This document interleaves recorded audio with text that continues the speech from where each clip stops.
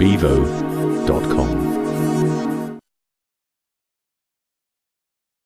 In the late 1980s, you revolutionized the slightly stuffy British banking world by launching the first ever telephone bank, First Direct. 10 years later, you went on to launch the online bank Egg. So you're clearly a business revolutionary.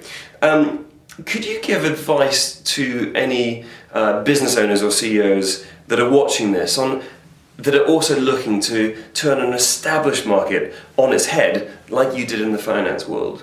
You've really got to do three things simultaneously. The first is to find out what is not working for customers in that industry today. What is that industry not doing well for customers? Where are the missing needs, if you like, or the unmet needs?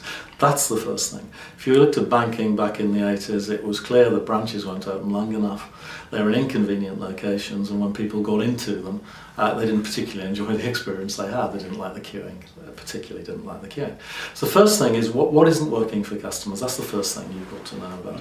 The second thing is you've got to find a business model that turns some established assumptions on their head.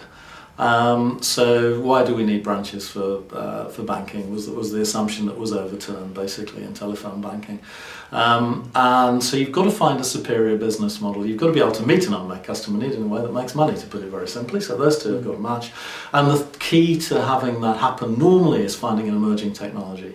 So most industries are, if you revolutionize most industries, you are usually finding there's a technology in the mix somewhere that lets you do those two things I said earlier, meet an unmet customer need in a way that makes money.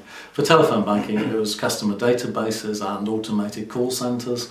Obviously, internet banking was the internet. So mostly you'll find a technology of some sort behind a revolution. But it's not enough, you've got to match that with a customer need and a business model.